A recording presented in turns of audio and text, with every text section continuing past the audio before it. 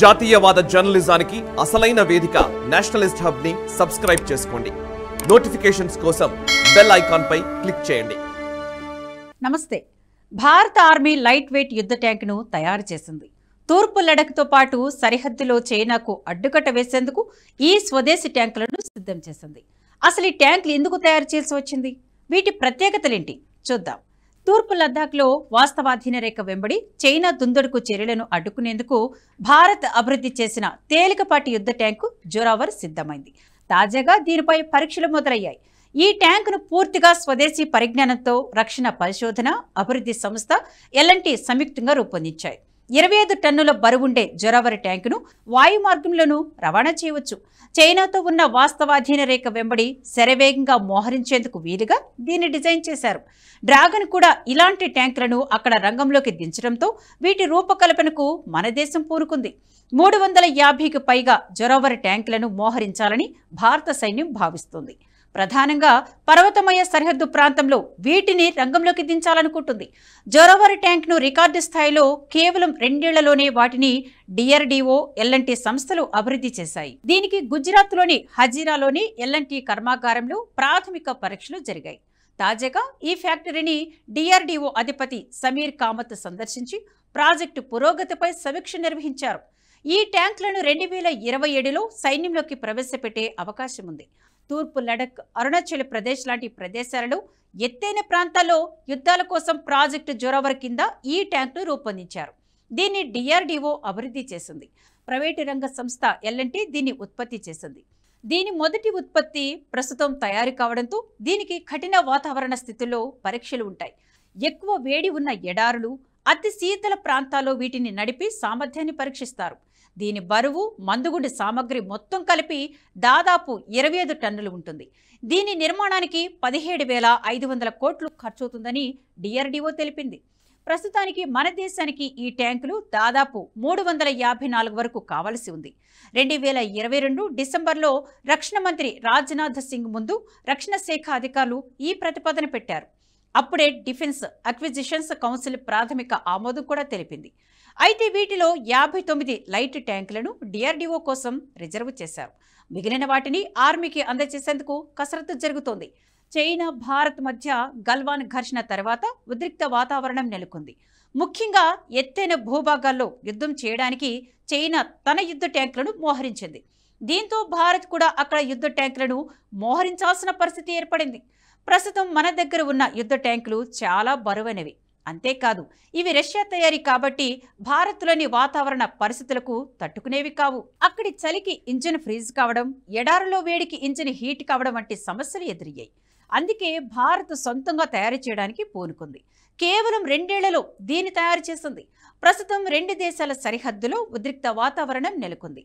ప్రపంచంలోని ఎత్తైన నదీ లోయలో పెద్ద సంఖ్యలో ట్యాంకులు, సాయుధ వాహనాలను మోహరించిన భారత సైన్యం తూర్పు లడఖ్లో సింధు నదిని దాటేందుకు కసరత్తులు చేసి శత్రు స్థానాల్లో దాడులు చేసింది. చైనా సైన్యం ఆధీనంలో ఉన్న టిబెటన్ భూభాగం నుంచి లడఖ్ సెక్టార్ గుండా ప్రవహించే సింధు నదిని దాటేందుకు T-90 మరియు T-72 ట్యాంకులు, పదాతి దళ పోరాట వాహనాలను మోహరిస్తోంది. ఈ ప్రాంతంలోని లోయ మార్గాలను ఉపయోగించి భారత ప్రాంతాలను స్వాధీనం చేసేందుకు ప్రయత్నిస్తే దాన్ని అడ్డుకునేందుకు భారత్ సిద్ధమవుతుంది. 16,000 అడుగుల ఎత్తులో పెద్ద సంఖ్యలో ట్యాంకులను నిర్వహించే ప్రపంచంలోని అతి కొద్ది సైన్యాలలో భారత సైన్యం ఒకటి. చైనా దళాలు తూర్పు లడఖ్ సెక్టార్లో తన శిక్షణ దళాలను మళ్లించడం ద్వారా భారత్ దూకుడును ప్రదర్శిస్తోంది.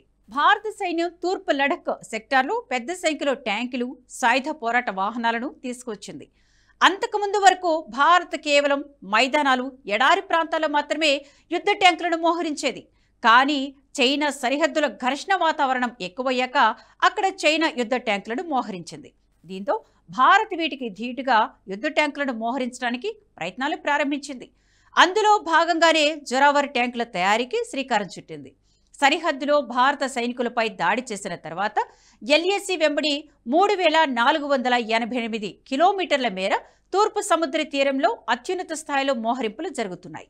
అయితే చైనా కూడా తన బలగాలను మోహరించింది. ముఖ్యంగా తూర్పు లడఖ్లోని గాల్వన్ లోయ, దౌలత్ బేగ్ ఓల్దీ, దెప్పాంగ్, చుషుల్ వద్ద సైనిక బలగాల మోహరింపు కొనసాగుతుంది. టిబెట్ అటానమస్ రీజియన్లో 628 గ్రామాలనైనా చైనా ఏర్పాటు చేసింది. పౌర సైనిక ప్రయోజనాల కోసం ఎల్ఏసీ వెంబడి భూభాగాలను క్లెయిమ్ చేయడానికి చైనా ఈ గ్రామాలను నిర్మిస్తోంది. చైనాకు ధీటుగా భారత్ వైబ్రెంట్ విలేజెస్ ప్రోగ్రాం కింద 663 సరిహద్దు గ్రామాల్లో ఆధునిక సౌకర్యాల అభివృద్ధి చేయాలని యోచిస్తోంది. హిమాచల్ ప్రదేశ్, లడఖ్, ఉత్తరాఖండ్, సిక్కిం, అరుణాచల్ ప్రదేశ్ రాష్ట్రాల్లో చైనా సరిహద్దులో ఉన్న 17 గ్రామాలను ఈ కార్యక్రమం కింద పైలట్ ప్రాజెక్టుగా ఎంపిక చేసింది. మరోవైపు Bharat trans Arunachal highway, frontier highway, east west industrial corridor హైవేలను అభివృద్ధి చేస్తోంది. సరిహద్దు వెంబడి కమ్యూనికేషన్, రోడ్డు నెట్వర్క్ను డెవలప్ చేస్తోంది. చైనాకు ఆ దేశ తూర్పు తీరం కీలకం. షాంఘై, గ్వాంగ్డాంగ్ తదితర ఆర్థికాభివృద్ధి చెందిన ప్రాంతాలు ఉన్నాయి. ఒక దేశానికి భారీగా సైనిక బలగాలు ఉన్నప్పటికీ ఒకే దేశంపై వాటిని వినియోగించలేదు. ఇదే సూత్రం చైనాకు వర్తిస్తుంది. తూర్పు తీరం చైనాకు ఆయువు పట్టు. అందుకే ఆ వైపు ఉన్న దేశాలు భవిష్యత్తులో చైనాపై దాడికి దిగకుండా భారీ ఎత్తున బలగాలు ఉంటాయి. మన దేశంతో సరిహద్దు ప్రాంతం మంచుతో నిండిన ప్రాంతం. ఎలాంటి అభివృద్ధి లేదు. సమీప పెద్ద నగరం చెంగ్డు. అక్కడి నుంచి టిబెట్కు ఏకంగా 2000 కిలోమీటర్లకు పైగా దూరం ఉంటుంది.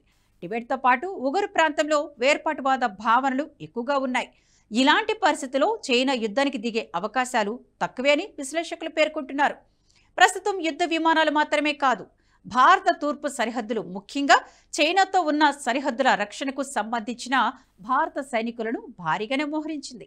అయితే భారత్కు పర్వతాలపై యుద్ధ తంత్రానికి సంబంధించిన సుదీర్ఘమైన అనుభవం ఉంది. అలాగే రష్యా తయారీ T-72 యుద్ధ ట్యాంకులు అదనపు బలాన్నిస్తాయి.